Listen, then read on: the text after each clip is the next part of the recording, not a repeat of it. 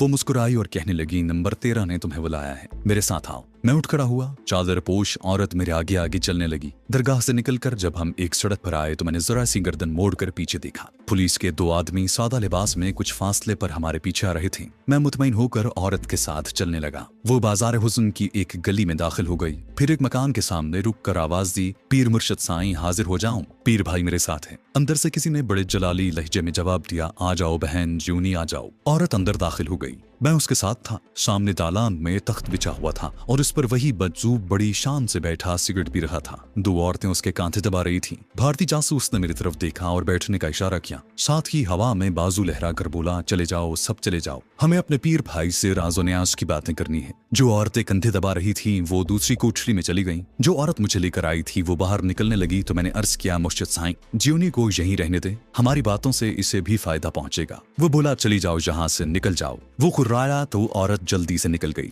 मजूब अपनी असली हालत में आ गया। कहने लगा, क्या सब लोग रूपोश हो गए हैं? कहीं ये लोग पकड़े तो नहीं गए? जगदीश ने अभी तक राब्ता कायम नहीं किया। वो बोले जा रहा था लेकिन मेरी सारी तवज्जो उस औरत की तरफ लगी थी जो मेरे हाथ से निकली जा रही थी। मैंने यूं ही अपनी जेब में हाथ डालकर उसे टटोला और कहा, मैं एक जरूरी कागज भूल आया हूँ, अभी लेकर आता हूँ। मजूब मेरा मुंह तकने लगा, कौन सा कागज भूलाए हो? मैं जवाब देने की बजाय तेजी से बाहर निकल गया। औरत इतनी देर में गायब हो चुकी थी। अलबत्ता सीआईडी के 2 आदमी कुछ फासले पर अंधेरे में खड़े थे। मैं दौड़कर उनके पास गया और कहा कि अभी अभी जो चादरपोश औरत बाहर निकली थी उसे फौरन पकड़ लो। ये कहकर मैं भागकर वापस मकान में आ गया और फिर ये देखकर मेरे पांव तले जमीन खिसक गई कि मजूब तख्त पर मौजूद नहीं था। मैंने कोठरी का दरवाजा खोल दिया तो वो बिल्कुल खाली थी। मैं सीढ़ियां फलांगता हुआ ऊपर छत पर आ गया जहां भी एक छोटा सा कमरा था। उसका दरवाजा बंद था। मैंने टक्कर मारकर दरवाजा खोल दिया। वो कोने में बैठा ट्रांसमीटर की मदद से सिग्नल देने की कोशिश कर रहा था। मैंने उस पर छलांग लगा दी। वो दूसरी तरफ लुढ़क गया और फुर्ती से पिस्तौल निकाल कर फायर कर दिया। गोली सनसनाती हुई मेरे कान के करीब से होकर सामने दीवार में पेवस्त हो गई। मैंने झपट कर उसके हाथ से पिस्तौल गिरा दिया।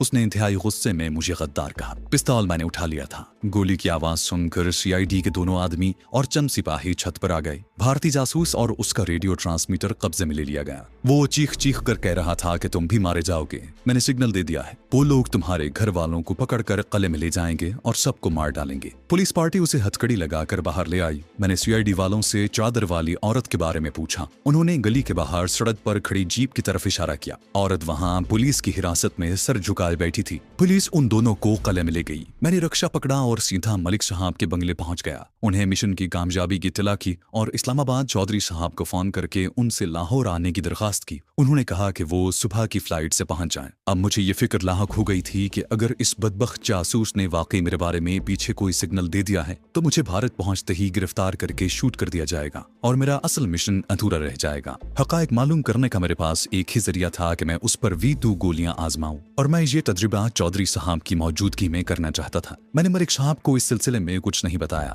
रात बेचैनी से पहलू बदलते गुजर गई। सुबह इस्लामाबाद फोन किया तो चौधरी साहब ने बताया कि वो 8:30 बजे की फ्लाइट से रवाना हो रहे हैं। मलिक साहब गिरफ्तार शुदा जासूसों से पूछगिछ करने के लिए किले की तरफ चल दिए। मैं उनके बंगले पर ही चौधरी साहब का इंतजार करने लगा। वो 9:15 बजे बंगले पर पहुंच गए तो मैंने तमाम वाकयात उनके गोशगुजार कर दिए। उन्होंने मेरे मंसूबे से इत्तेफाक किया। 10 बजे हम किले के तहखाने में पहुंच गए। V2 गोलियां मेरे पास थीं। जासूस को जिस कोठरी में बंद किया गया था उसमें एक खुफिया सुराख था जिसमें उसकी नक्लो हरकत आसानी से देखी जा सकती थी। मैं इस सुराख के करीब दीवार से लगकर खड़ा हो गया और V2 गोली पानी में घोलकर ग्लास अपने पास ही मेज पर रख लिया। चौधरी साहब पिस्तौल हाथ में लिए अकेले कोठरी में दाखिल हो गए। मैंने देखा कि भारतीय जासूस ने उन पर एक नफरत अंगेज निगाह डाली और चिल्लाकर कहा, तुम लोग मुझसे कोई राज नहीं उगलवा सकते, चाहे मेरे जिस्म के टुकड़े कर दो। तुम्हारा आधा पाकिस्तान हमने काट कर अलग कर दिया है। बहुत जल्द तुम्हें बाकी बचे हुए पाकिस्तान से भी हाथ धोने पड़ेंगे। चौधरी साहब ने पिस्तौल जेब में रख लिया और बड़ी नरम सी गुफ्तगू शुरू कर दी। मगर वो शख्स बराबर कुफ्र बके जा रहा था और पाकिस्तान के खिलाफ चीख चीख कर बोल रहा था। चौधरी साहब ने उसके मुंह पर एक थप्पड़ रसीद किया और उसके बाद दूसरा थप्पड़ रसीद किया। फिर उसे ठोकरें मारने लगे जहां तक कि जासूस नीम जान होकर फर्श पर गिर पड़ा। चौधरी साहब ने दरवाजे में खड़े सिपाही को इशारा किया। सिपाही लपक कर मेरी तरफ आया। मैंने V2 गोली वाले पानी का ग्लास उसे थमा दिया।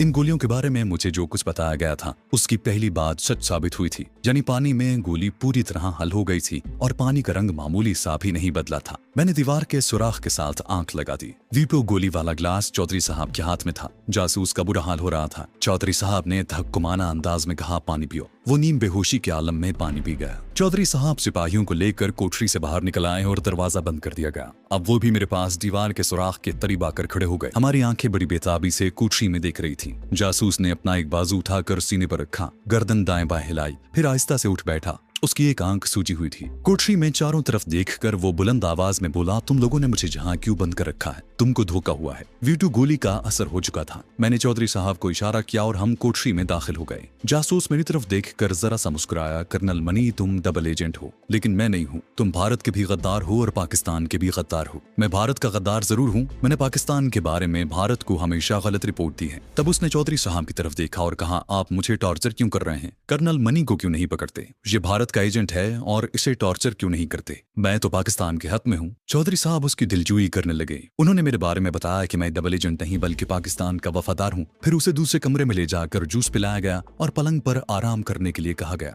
वो बार बार मेरे खिलाफ बोल रहा था। मैंने इस मौके पर कहा, अच्छा अगर मैं डबल एजेंट हूँ और तुम भारतीय इंटेलिजेंस को मेरे बारे में सिग्नल दे चुके हो तो फिर मैं भारत नहीं जाऊंगा। वो सर को आहिस्ता से झटक कर बोला, काश मैं सिग्नल देने में कामयाब हो जाता, लेकिन तुम अचानक ही कोठरी में घुस आए थे और मैंने भारतीय इंटेलिजेंस को इत्तला देकर तुम्हारा भांडा फोड़ न सका। ये जानकर मुझे बेहद खुशी और इत्मीनान हुआ कि उसने मेरे बारे में कोई इत्तला नहीं भेजी। V2 गोली अपना काम कर रही थी। तजुर्बा कामयाब साबित हुआ था। हमने कोठरी का दरवाजा बंद कर दिया और जासूस के लिए नाश्ता भिजवाने की ताकीद की। चौधरी साहब इस काया पलट पर बहुत हैरान थे। कहने लगे, ये V2 गोलियां तो तिलिस्मी असर रखती हैं, इससे तुम बड़ा काम दे सकते हो। मसलन तुम भारत जाकर एक गोली किसी तरह वहां के वजीर आजम को खिला दो तो वो पाकिस्तान के हक में हो जाएगा। मैंने कहा, ये मैं भारत जाकर सोचूंगा। फिर मैंने हाइड्रोजन बम वाले प्लांट के सिलसिले में बताया तो चौधरी साहब सकते में रह गई। मुझे पाकिस्तान में भारतीय सिफारत खाने वालों से मिलने के लिए मना किया गया था और कहा गया था कि मैं उत्तर का रुख भी न करूं। मैंने लाहौर के एक आलीशान होटल में कमरा ले लिया। मैं रेडियो ट्रांसमीटर हर वक्त अपने साथ रखता था। शायद किसी वक्त सिफारत खाना मुझसे राब्ता कायम करने की कोशिश करे, क्योंकि उन्हें पता चल गया होगा कि उनके एजेंट रूपोश हो चुके हैं। एक हफ्ता इसी तरह गुजर गया। मुझे कोई सिग्नल मौसूल न हुआ। अब मैंने भारत में दाखिल होने का फैसला कर लिया। एक सुबह मैंने अमृतसर में मुतायन military intelligence chief colonel Gurmeet Singh को सिग्नल दिया। उसे पाकिस्तान में भारतीय एजेंटों के रूपोश हो जाने का इल्म हो चुका था। उसने मुझे हिदायत की कि मैं मास्टर स्पाई का सुराग लगाने की कोशिश करूं। अगर वो लोग गिरफ्तार कर लिए गए हैं तो वापस चला जाऊं। 2 रोज बाद मैंने गुरमीत सिंह को सिग्नल दिया कि मेरी तफ्तीश के मुताबिक मास्टर स्पाई गिरफ्तार हो चुका है और पाकिस्तानी CID बड़ी शिद्दत से मेरे पीछे लगी हुई है। कर्नल गुरमीत सिंह ने फौरन जवाब दिया, कर्नल मनी हमारा मिशन मुकम्मल हो चुका है, फौरन वापस आ जाओ। उसके साथ ही कर्नल ने यह भी तय कर लिया कि मुझे किसी मकाम से किस पासवर्ड के साथ भारतीय सरहद पर पहुंचना होगा। वक्त रात के 3 बजे का दिया गया। मैंने चौधरी साहब से मुलाकात करके उन्हें इस नई सूरत हाल से आगाह किया। भारत में जाकर बराह रास्त रेडियो ट्रांसमीटर पर चौधरी साहब से राब्ता कायम करना मेरे लिए खतरनाक साबित हो सकता था। वो भारत में पाकिस्तानी सिफारत खाने को मुलव्विस नहीं करना चाहते थे। आखिर ये तय पाया कि मैं भारत में जहां कहीं भी रहूंगा चौधरी साहब को किसी न किसी तरह फर्जी नाम से खत लिख दिया करूंगा और अगर उन्हें कोई जरूरी पैगाम मुझे पहुंचाना हुआ तो वो अपने किसी खास एजेंट को मेरे पास भेज कर करेंगे। मैंने अपना एक फर्जी नाम उनकी डायरी पर नोट कर दिया। आखिर वो रात आ गई जब मुझे सरहद पार करके भारत में दाखिल होना था। रात के ठीक 2:15 बजे मुझे पाकिस्तानी इंटेलिजेंस वालों ने अपनी सरहद उबूर करवा दी। मैं एक खास मकाम से आगे बढ़ गया और अपने कपड़ों पर मिट्टी वगैरह लगाकर ऐसा हुलिया बना लिया गोया बड़ी मुश्किल से पाकिस्तानी सरहद पार करके आ रहा हूँ। ये सारा इलाका मेरा देखा भाला था। न तो मुझे पाकिस्तानी बॉर्डर की तरफ से गोली चलने का इम्कान था। मेरे बारे में वहाँ एक खास मकाम पर पहले से इत्तला कर दी गई थी। मुझे अगर तशवीश थी तो सिर्फ ये कि कहीं मुझे जाल में तो नहीं फंसाया जा रहा। मुझे मुजरिम साबित करने के लिए मेरे कपड़े उतरवा कर 1 सेकंड का मुआयना ही काफी था। मेरा मुसलमान साबित हो जाना भारतीय इंटेलिजेंस के लिए धमाके से कम न होता। दिल में यही तशवीश और जहन में यही खटका था। मैं अंधेरी रात में मखसूस भारतीय चौकी के करीब पहुंच गया। मुझ पर एकदम से सर्च लाइट फेंकी गई। मैंने दोनों हाथ उठाकर वाहे गुरु जी का खालसा वाहे गुरु जी की फतेह का हल्का सा नारा लगाया। यही मेरा पासवर्ड था। मोर्चे से एक सिख फौजी निकलकर मेरी तरफ बढ़ा। उसके हाथ में स्टेन गन थी। मेरा दिल शिद्दत से धड़कने लगा। उसने मुझे अपने पीछे आने का इशारा किया। मैं उसके मोर्चे में चला गया, जहां से मुझे एक जीप में अमृतसर रवाना कर दिया गया। मैंने दिल ही दिल में खुदा का शुक्र अदा किया, लेकिन अभी खतरा पूरी तरह से नहीं टला था। अमृतसर में कर्नल गुरमीत सिंह इंतजार कर रहा था। वो मेरे लिए बलाए नागहानी साबित हो सकता था। जीप में मेरे साथ मिलिट्री सीक्रेट सर्विस का एक सादा लिबास वाला आदमी भी था, जबकि जीप एक फौजी चला रहा था। अमृतसर रेलवे स्टेशन के सामने वाले विष्णु होटल में मेरे लिए कमरा बुक था। मेरा लिबास वही शलवार कमीज था, चेहरे पर फ्रेंच कट दाढ़ी और हाथ में ब्रीफकेस था। होटल वाला मुझे मुसलमान समझा, मगर फौजी जीप से उतरते देखकर खामोश रहा। सादा लिबास वाला होटल में आकर मुझसे कहने लगा, सुबह 10 बजे तुम्हें लेने आऊंगा, तैयार रहना। ये कहकर वो चला गया। मैंने दरवाजा अंदर से बंद किया और दरवाजे में तरह तरह के अंदेशे और वसवसे लेकर पलंग पर चित लेट कर सिगरेट पीने लगा। सोचते सोचते आखिर मुझे नींद आ गई। सुबह आंख खुली तो 9 बज रही थी। जल्दी से उठकर गुस्ल किया, नाश्ता मंगवाया। पूरे 10 बजे होटल के सामने फौजी जीप आकर रुक गई। मैंने खिड़की से बाहर देखा, रात वाला आदमी जीप से उतरकर होटल के गेट की तरफ बढ़ा। थोड़ी ही देर बाद हमारी जीप अमृतसर के तले की तरफ जा रही थी। ब्रीफकेस मेरे साथ था, उसमें रेडियो ट्रांसमीटर और कोड बुक थी।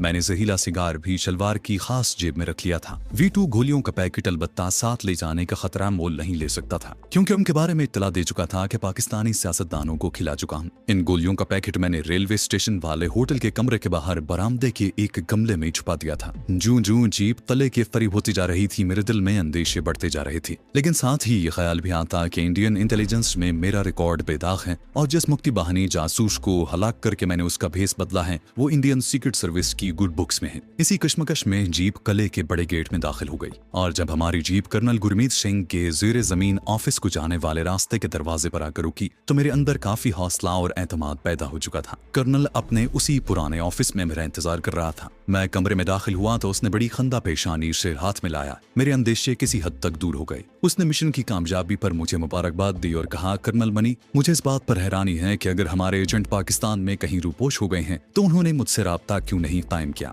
मास्टर स्पाई के पास तो हाई पावर रेडियो ट्रांसमीटर हर वक्त मौजूद रहता है। मैंने कहा, हो सकता है पाकिस्तानी पुलिस ने उन्हें गिरफ्तार कर लिया हो। CID के आदमी मेरे पीछे भी लगे हुए थे। मैंने बड़े खतरनाक हालात में पाकिस्तान का बॉर्डर क्रॉस किया है। तजुर्बाकार सिख कर्नल की चमकीली आंखें मेरे चेहरे पर जमी हुई थी। उसने हाथ में पकड़ी हुई पेंसिल मेज पर रख दी और कुर्सी की पुश्तगाह से टेक लगाते हुए बोला, कर्नल मनी, हमारे एजेंट बड़े तजुर्बाकार हैं और कई साल से पाकिस्तान में काम कर रहे हैं। मेरी समझ में नहीं आता कि एकदम वो सारे के सारे कैसे पकड़े गए। कहीं किसी ने मुखबरी तो नहीं की। ये कहकर वो मुझे गहरी नजरों से देखने लगा। एक लम्हे के लिए मेरे हल्क में तल्ख जायके की एक लकीर सी फैल गई। मैं समझ गया कि पांसा पलट रहा है, लेकिन मैंने चेहरे से जरा सी भी परेशानी का इजहार न होने दिया। मेरे हाथ में तस्बीह थी। मेरा ब्रीफकेस मेज के नीचे पड़ा था। मैंने तस्बीह को लपेटते हुए कहा, मुखबरी कौन कर सकता है? अगर किसी ने ऐसा किया है तो वो जरूर डबल एजेंट है, मगर इस किस्म का आदमी कम से कम हमारे ग्रुप में तो नहीं है। गुरमीत सिंह का बालों में छुपा हुआ चेहरा बता रहा था कि वो मेरी बात नहीं सुन रहा, बल्कि कुछ सोच रहा है। हालांकि मेरी तरफ टिकटिकी लगाए हुए था। अचानक उसने सवाल किया, कर्नल मनी, तुम अमृतसर के किस मोहल्ले में पैदा हुए थे? इस सवाल ने मुझे चौकन्ना कर दिया। अब कोई शुबा नहीं रहा था कि मेरा राज फाश हो चुका है। फिर भी मैंने अपने हवास कायम रखे। अपने स्मगलर दोस्त के यहाँ कयाम के दिनों में मैं अमृतसर के गली मोहल्लों से वाकिफ हो चुका था। मैंने कहा, मेरा जन्म निहान सिंह की गली पांदिया में हुआ है। वो मेरे माता पिता के बारे में पूछने लगा। मैं उसे बताता चला गया और राह फरार इख्तियार करने के बारे में सोचने लगा। मेरे पास जहरीला सिगार मौजूद था, मगर मैं उसे सुलगा नहीं सकता था, क्योंकि इस सिगार की हलाकत खेजी कर्नल के इल्म में थी। कमरे का दरवाजा बंद था और कर्नल की बेल्ट में लगा हुआ रिवॉल्वर मुझे साफ दिखाई दे रहा था। मैंने अपना भरम रखने की खातिर एक बार हल्का सा एहतजाज करते हुए कहा कि वो मुझसे इस किस्म के सवालात क्यों पूछ रहा है, जबकि उसके पास दिल्ली से मेरी फाइल पहुंच चुकी है जिसमें मेरा पूरा डेटा दर्ज है। वो मक्कारी से मुस्कुराया और कहने लगा, कर्नल मनी, तुम्हारी फाइल में तुम्हारे बारे में सब कुछ लिखा हुआ है, मगर एक बात का इंतराज नहीं है। मैं उसका मुंह देखने लगा। वो कुर्सी से उठा और बोला, मेरे साथ दूसरे कमरे में आओ। बिजली की चमक बनकर ये ख्याल मेरे जहन में कौंध गया कि वो मेरे जिस्मानी मुआयने के लिए मुझे दूसरे कमरे में ले जा रहा है। मैंने आखिरी बार एहतजाज किया कि मैं भारत की सेंट्रल इंटेलिजेंस का जिम्मेदार ऑफिसर हूँ। वो मुझे यूं डिक्टेट नहीं कर सकता। उसने अपने कमरे की अकबी दरवाजे की तरफ इशारा करते हुए कहा, कर्नल मनी, इस कमरे में जाकर तुम्हें अपना जिस्मानी मुआयना करवाना होगा। मैंने मजीद ढिठाई से काम लेते हुए कदरे तल्ख लहजे में कहा, आखिर ये क्या मजाक है?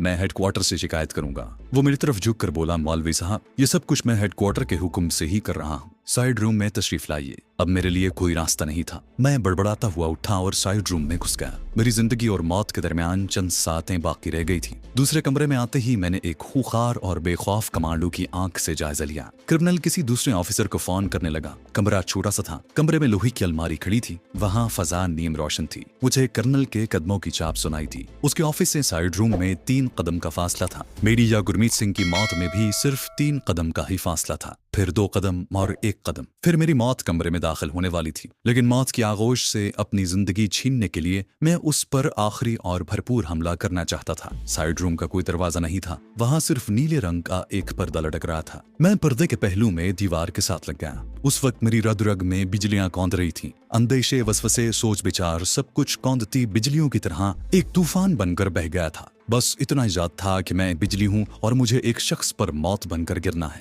ये सब कुछ चंद सेकंड के अंदर अंदर हो गया। मौत का ऑपरेशन कब शुरू हुआ, आज भी जब मैं उसके बारे में सोचता हूँ तो तफसील याद नहीं आती। नीले पर्दे के पीछे से मैंने वर्दी पोश सिख कर्नल को साइड रूम में दाखिल होते देखा, जिसके हाथ में पिस्तौल था।